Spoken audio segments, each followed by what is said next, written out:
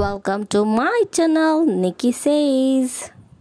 ನಾವು ಜೀವನದಲ್ಲಿ ಪದೇ ಪದೇ ನಮಗೆ ತಿಳಿಯದ ಹಾಗೆ ನಾವು ರಿಪೀಟೆಡ್ ಆಗಿ ಏನು ಹೇಳ್ತಿರ್ತೀವೋ ಅದು ನಮ್ಮ ಜೊತೆ ನಡೆಯುತ್ತೆ.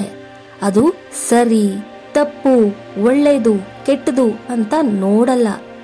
ನಾವು ಏನು ಹೇಳ್ತಿರ್ತೀವಿ ಇಲ್ಲ ಕೇಳ್ತಿರ್ತೀವಿ, ನಮಗೆ ಗೊತ್ತೋ ಗೊತ್ತಿಲ್ಲದೆ ಆ ಸಂದರ್ಭ ಇಲ್ಲ ವಸ್ತುಗಳನ್ನ ಅಟ್ರಾಕ್ಟ್ ಮಾಡ್ತೀವಿ, ಮತ್ತೆ ಅದು ನಮ್ಮ ಜೊತೆ ಆಗತ್ತೆ. ಕೆಲವೊಂದ್ಸಾರಿ ನಾವು ಇಂಟೆನ್ಷನಲಿ ಕೇಳ್ತಾ ಇರ್ತೀವಿ, ಅದು ನಮಗೆ ಸಿಗೋದೇ ಇಲ್ಲ. ಯಾಕೆ ಅಂದ್ರೆ ಯೂನಿವರ್ಸ್ ಅಂದ್ರೆ ಗಾಡ್ ಇಚ್ಛೆನೆ ಬೇರೆ ಆಗಿರತ್ತೆ. ನಿಮ್ಗೆ ಬೇಕಾಗಿದ್ದು ನಿಮ್ಗೆ ಸಿಕ್ಕಿದ್ರೆ ಇಲ್ಲ ಪಡೆದುಕೊಂಡ್ರೆ ಅದು ದೇವರ ನಿರ್ದೇಶನ ಆಗಿರತ್ತೆ. ನಿಮ್ಗೆ ಬೇಕಾಗಿದ್ದು ನಿಮಗೆ ಸಿಗದೆ ಇಲ್ಲ ಪಡೆಯದೇ ಇದ್ದರೆ ಅದು ದೇವರ ರಕ್ಷಣೆಯಾಗಿರುತ್ತೆ. ಅದಕ್ಕೆ ಮ್ಯಾನಿಫೆಸ್ಟೇಷನ್ ವರ್ಕ್ ಆಗಲ್ಲ ಅಂತ ಅನ್ಕೊಳ್ಬೇಡಿ. ಪ್ರಯತ್ನ ಪಡಿ, ನಿಮ್ಗೆ ಸಿಗ್ಬೇಕಾಗಿರೋದು ಸಿಕ್ಕೇ ಸಿಗುತ್ತೆ. ಇದು ರಿಯಲ್ ಲೈಫ್ ಎಕ್ಸ್ಪೀರಿಯನ್ಸ್. ನಾನು ಕಣ್ಣಾರೆ ನೋಡಿದ್ದು, ಕಿವಿಯಾರೆ ಕೇಳಿದ್ದು. ಸವಿತಾ, ಸಂಗೀತ, ರಂಜಿತಾ, ನವನೀತಾ, ಸರಿತಾಳ ರಿಯಲ್ ಲೈಫ್ ಎಕ್ಸ್ಪೀರಿಯನ್ಸ್ ನಾನು ನಿಮ್ಮೊಂದಿಗೆ ಇವತ್ತು ಶೇರ್ ಮಾಡ್ತಾ ಇದ್ದೀನಿ. ಸವಿತಾ PUC ಮುಗಿಸಿ CET ಬರ್ದಿದ್ಲು. ಕಾಲೇಜ್ ನೋಡೋಣ ಹೇಗಿರುತ್ತೆ ಅಂತ ಹಳ್ಳಿಯಿಂದ ಬಂದು ಒಂದು ಕಾಲೇಜ್ಗೆ ಹೋಗ್ತಾಳೆ. ಅಲ್ಲಿ ಅವಳು ವಾತಾವರಣ ನೋಡಿ ಅಲ್ಲಿದ್ದ ಸಿಬ್ಬಂದಿ ಮತ್ತೆ ಲೆಕ್ಚರರ್ಸ್ ಹತ್ರ ಮಾತಾಡಿ ಡಿಸೈಡ್ ಮಾಡ್ಕೊಳ್ತಾಳೆ, ನನಗೆ ಇದೇ ಕಾಲೇಜ್ ಬೇಕು ಅಂತ. ಮನೆಗೆ ಬಂದು ಆ ಕಾಲೇಜ್ ಬಗ್ಗೆ ಮತ್ತೆ ಅವಳ ಎಕ್ಸ್ಪೀರಿಯನ್ಸ್ ನ ಶೇರ್ ಮಾಡ್ತಾಳೆ.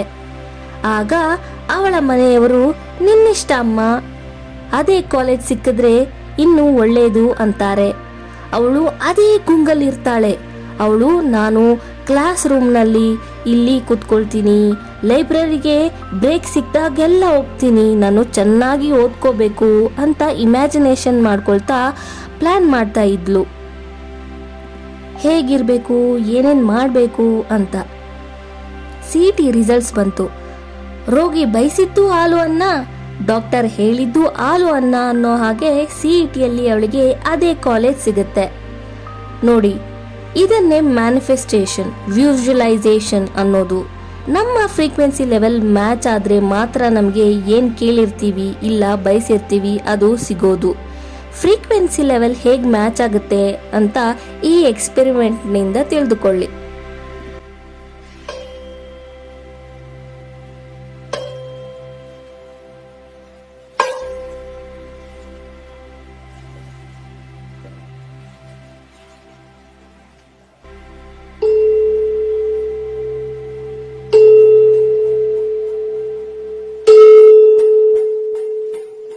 ಸಂಗೀತ ಹೊಸದಾಗಿ ಕಾಲೇಜ್ಗೆ ಸೇರ್ಕೊಂಡಿರ್ತಾಳೆ.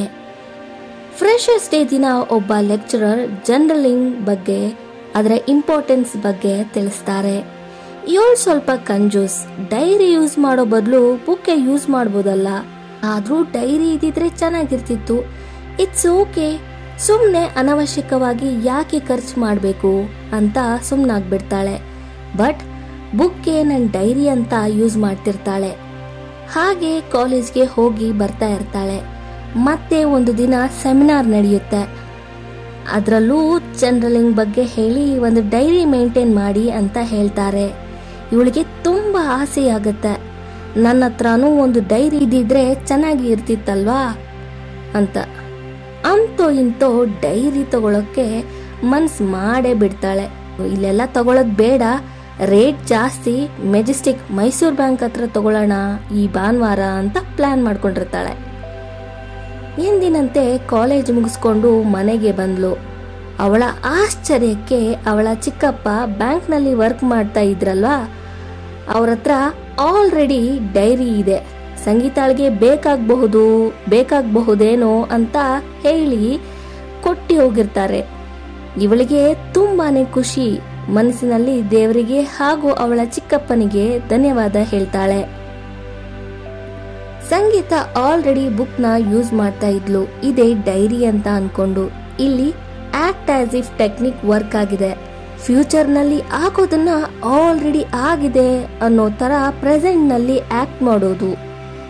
ಇಲ್ಲೂ ಸಹ ಫ್ರೀಕ್ವೆನ್ಸಿ ಲೆವೆಲ್ ಮ್ಯಾಚ್ ಆಯ್ತು. ಅದಕ್ಕೆ ಅವಳಿಗೆ ಡೈರಿ ಸಿಕ್ತು. ನವನೀತಾ ಗಂಡನ ಜೊತೆ ಜಗಳವಾಡ್ದಾಗ್ಲೆಲ್ಲ ಗಂಡ ನಿನ್ ವಸ್ತುಗಳನ್ನೆಲ್ಲ ಎತ್ಕೊಂಡೋಗು ನಿಮ್ ಮನೆಗೆ ಅಂತಿದ್ದ. ಅವಳು ಇಲ್ಲ ನನ್ಗೇನು ಬೇಡ, ಈಶಾ ಟೆಂಪಲ್ ಜಾಯ್ನ್ ಆಗ್ಬಿಡ್ತೀನಿ ಅಂತಿದ್ಲು. ಇಬ್ರಿಗೂ ಕೋಪ ಕಡಿಮೆಯಾಗಿ ಬೇರೆ ಟೈಮ್ನಲ್ಲೆಲ್ಲ ಚೆನ್ನಾಗಿರ್ತಿದ್ರು. ಅವರು ಬೇಡ ಅಂತ 3 ಟೈಮ್ಸ್ ಪ್ಲಾನ್ನ ಕ್ಯಾನ್ಸಲ್ ಮಾಡ್ತಾರೆ. ಆದ್ರೂ ಸಹ ಅವರು ಈಶಾ ಟೆಂಪಲ್ಗೆ ಹೋಗೋಂಗಾಯ್ತು. ಅವಳಿಗೆ ಅರ್ಥ ಆಯ್ತು, ನಾನು ರಿಪೀಟೆಡ್ಲಿ ಹೇಳ್ತಾ ಇದ್ದೆ ಅಲ್ವಾ, ಸೊ ಅದಕ್ಕೆ ನಾವು ಈಗ ಟೆಂಪಲ್ಗೆ ಬಂದಿದ್ದೀವಿ. ಇನ್ಮೇಲೆ ನೆಗೆಟಿವ್ ಆಗಿ ಹೇಳೋದು ಬೇಡ ಅಂತ ಡಿಸೈಡ್ ಮಾಡ್ಕೊಳ್ತಾರೆ. ನವನೀತಾ ಮತ್ತೆ ಅವಳ ಹಸ್ಬೆಂಡ್ ತರ ನೀವು ನೆಗೆಟಿವ್ ಆಗಿ ಥಿಂಕ್ ಮಾಡ್ತಿದ್ರೆ ಇಲ್ಲ ಹೇಳ್ತಿದ್ರೆ ಚೇಂಜ್ ಮಾಡ್ಕೊಳ್ಳಿ. ಯಾಕಂತಂದ್ರೆ ನೀವು ಪದೇ ಪದೇ ಏನ್ ಹೇಳ್ತಿರ್ತೀರೋ ಅದು ನಿಮ್ ಜೊತೆ ನಡೆಯುತ್ತೆ. You become what you think. Ranjitha college final year ಅಲ್ಲಿ ಇರ್ತಾಳೆ. ಆಗ್ಲೇ ಅವರಪ್ಪ ಗಂಡು ಹುಡ್ಕೋಕೆ ಶುರು ಮಾಡಿರ್ತಾರೆ. ಅವರಪ್ಪ ಅವಳಿಗೆ ಎಂತ ಗಂಡ ಬೇಕಮ್ಮ ಅಂತ ಕೇಳ್ದಾಗ್ಲೆಲ್ಲ ಅವಳು ಯಾವಾಗ್ಲೂ ಬಡವರಾದ್ರೂ ಪರವಾಗಿಲ್ಲ, ಒಳ್ಳೆ ಮನ್ಸಿರ್ಬೇಕು, ಲಾಯರ್ ಮತ್ತೆ ಪೊಲೀಸ್ ಬೇಡವೇ ಬೇಡ ಅಂತಿದ್ಲು. ಯಾಕೆ ಲಾಯರ್ ಮತ್ತೆ ಪೊಲೀಸ್ ಬೇಡ ಅಂತಿದ್ಲು ಅಂದ್ರೆ, ಲಾಯರ್ ಜಾಸ್ತಿ ಸುಳ್ಳು ಹೇಳ್ತಾನೆ, ಅವನು ಬೇಡ ಅಂದ್ರೂ ಬೇರೆಯವ್ರಿಗೆ ಮೋಸ ಮಾಡಿದ್ರೇನೆ ಅವನ್ಗೆ ದುಡ್ಡು ಸಂಪಾದನೆ ಮಾಡೋದಕ್ಕೆ ಸಾಧ್ಯ ಆಗತ್ತೆ. ಅವನ ಕ್ಲೈಂಟ್ಸ್ ಅವನ್ಗೆ ಬೈಕೊಂಡು ದುಡ್ಡು ಕೊಡ್ತಾರೆ. ಆ ವೃತ್ತಿನೇ ಹಾಗೆ, ಅವ್ರ ಕೈಯಿಂದ ಮೋಸ ಮಾಡಿಸುತ್ತೆ, ಸುಳ್ಳು ಹೇಳ್ಸುತ್ತೆ. ಎಲ್ಲೋ ಅಪರೂಪ 100 ಜನದಲ್ಲಿ ಒಬ್ರು ಮಾತ್ರ ನಿಯತ್ತಾಗಿ ವರ್ಕ್ ಮಾಡೋದು.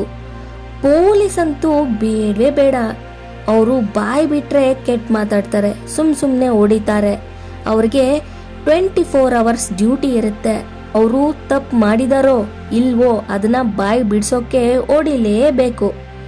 ತಪ್ಪು ಮಾಡಿಲ್ದಿರೋರು ಓಡಿಸ್ಕೊಂಡಾಗ ಇವರನ್ನ ಬೈಕೊಳ್ತಾರೆ, ಶಾಪ ಹಾಕ್ತಾರೆ. ಇವೆರಡು ವೃತ್ತಿಯಲ್ಲಿರೋರು ಪಾಪ ಕರ್ಮ ಜಾಸ್ತಿ ಮಾಡ್ತಾರೆ. ಅಂತ ಪಾಪ ಕರ್ಮ ಮಾಡೋರ್ ಜೊತೆ ನಾನ್ ಸಂಸಾರ ಮಾಡಲ್ಲ ಅಂತಿದ್ಲು.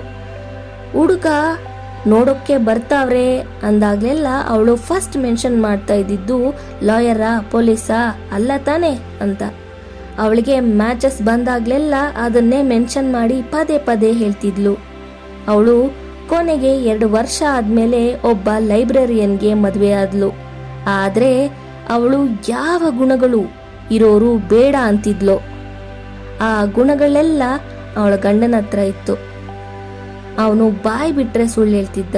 ಮದುವೆ ಆದ್ಮೇಲೆ ಅವನು ಕೆಲಸ ಬಿಟ್ಟು ಅವನ ಚಿಕ್ಕಪ್ಪ ದೊಡ್ಡಪ್ಪನವ್ರಿಗೆ ಮೋಸ ಮಾಡಿ ಜಮೀನು ಮಾರಿ ದುಡ್ಡು ಮಾಡ್ಬೇಕು ಅಂತ ಪ್ಲಾನ್ ಮಾಡಿದ್ದ.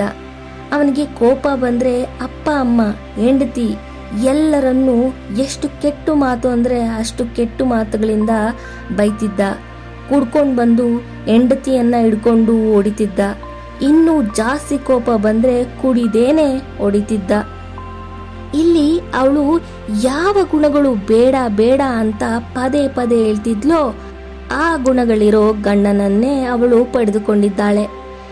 ಯೂನಿವರ್ಸ್ ನೀನು ಏನ್ ರಿಪೀಟೆಡ್ ಆಗಿ ಹೇಳ್ತಿರ್ತೀಯೋ ಅದನ್ನ ನಿನಗೆ ಪ್ರಾಪ್ತಿ ಮಾಡುತ್ತೆ. ಅದು ಪಾಸಿಟಿವಾ ನೆಗೆಟಿವಾ ಅಂತ ನೋಡಲ್ಲ. So always think positive.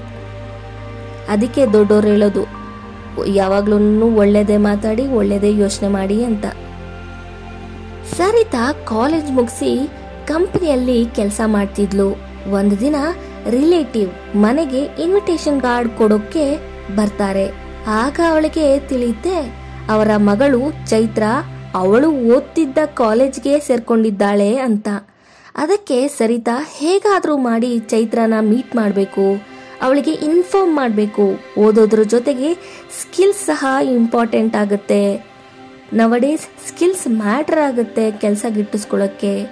ಅದಕ್ಕೆ ಈ ತರಹ ಸೆಮಿನಾರ್ ಅಟೆಂಡ್ ಮಾಡಬೇಕು, ಇನ್ನು ಏನೇನೋ ಹೇಳಬೇಕು ಅಂತ ಅವಳ ಬಗ್ಗೆನೇ ಯೋಚನೆ ಮಾಡ್ತಾ ಇದ್ಲು. ಸರಿತಾ ಹಾಫ್ ಡೇ ಕೆಲಸ ಮುಗಿಸ್ಕೊಂಡು ಬಸ್ನಲ್ಲಿ ಬರ್ಬೇಕಾದ್ರೆ ಯಾರೋ ಅಕ್ಕ ಅಂತ ಕರೀತಾರೆ. ಹಿಂದೆ ತಿರುಗಿ ನೋಡಿದ್ರೆ ಚೈತ್ರ. ಇಬ್ಬರಿಗೂ ಖುಷಿ ಆಗತ್ತೆ.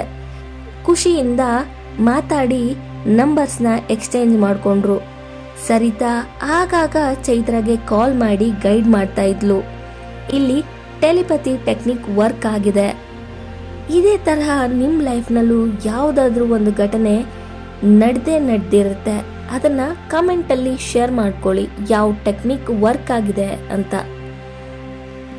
ಇಲ್ಲ ಎಕ್ಸ್ಪೀರಿಯನ್ಸೇ ಆಗಲಿಲ್ಲ ಅಂತಂದವರು ಈ ಸೆನ್ಸೊಡೈನ್ ಟೂತ್ ಪೇಸ್ಟ್ ಆ ಅಡ್ವರ್ಟೈಸ್ಮೆಂಟ್ನ ನೀವು ಎಕ್ಸ್ಪೀರಿಯನ್ಸ್ ಮಾಡಿ, ಅವಳು ಹೇಳೋ ಹಾಗೆ ಜಿಮ್ ಅಂತಿದೆ ಅಂತಂದರೆ ನೀವು ಫೀಲ್ ಮಾಡಿಕೊಂಡು ಜಿಮ್ ಅಂತಿದೆ ಅಂತ ನೋವು ಹಾಕ್ತಾ ಇರೋ ಹಾಗೆ ಫೀಲ್ ಮಾಡ್ಕೊಳ್ಳಿ. ಓಕೆನಾ?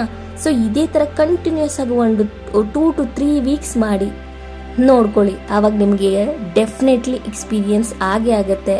ಎಕ್ಸ್ಪೀರಿಯನ್ಸ್ ಆದರೆ ಕಮೆಂಟ್ನಲ್ಲಿ ಬಂದು ಶೇರ್ ಮಾಡ್ಕೊಳ್ಳಿ. ಸೊಲ್ಯೂಷನ್ನ ಹೇಳ್ತೀನಿ. ನಾನು ಎಷ್ಟೇ ಸ್ಟಾಪ್ ಮಾಡಿದ್ರೂ ನನ್ನ ಥಾಟ್ ನೆಗೆಟಿವ್ ಆಗೇ ಹೋಗ್ತಾ ಇದೆ ಅಂತ ಅನ್ನೋರು ಈ ಅಫರ್ಮೇಷನ್ಸ್ನ ಡೈಲಿ ಕೇಳಿ.